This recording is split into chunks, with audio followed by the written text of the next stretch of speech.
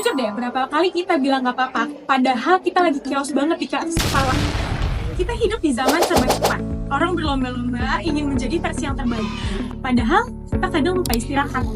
Sosmed, tugas, ekspektasi dari orang tua, dari diri sendiri, dunia, semuanya nabrak di hati dan di otak.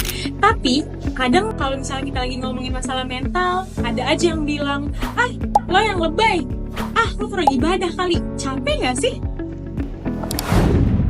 Data dari WHO menunjukkan bahwasannya 1 dari 7 remaja mengalami gangguan mental. Tapi lebih dari setengahnya nggak dapat bantuan. Kenapa? Karena masih banyak yang takut dinilai lemah, terus juga dicap gila, dan juga takut nggak dianggap gitu. Atau karena mereka tuh nggak tahu harus mulai dari mana gitu. Padahal kesehatan mental itu pentingnya sama seperti kesehatan fisik.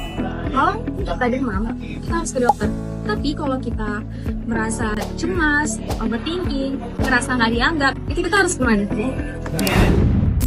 Dulu, aku pernah ngerasa kesem banget, gelap senyum, padahal dalamnya gelap. Tapi setelah aku cerita ke teman aku, dia nggak ngejek. Dia cuma bilang, bisa aja kok, gue dengerin. Nah, dan ternyata itu bisa jadi layak awal aku dari rasa kesembuhan aku. Kadang kita cuma perlu dengerin aja kok, nggak perlu kuat terus. Gue percaya kita semua punya peran. Nggak harus jadi psikolog dulu buat bantu. Mulai dari hal-hal kecil aja. Yang pertama, stop ejek teman kalau lagi curhat. Yang kedua, edukasiin ke diri sendiri soal mental health. Yang ketiga, bagiin info-info yang valid. Atau cukup bilang, gue di sini kok kalau lo butuh cerita. Itu udah jadi peran yang besar banget dari kita. Gen Z itu hebat banget karena dibiayai buat kita tetap bertahan. Nah, meskipun kita tetap bertahan, tapi kita nggak perlu pura-pura harus kuat. Kita punya hak untuk istirahat, kita punya hak untuk bercerita, dan kita punya hak untuk sembuh.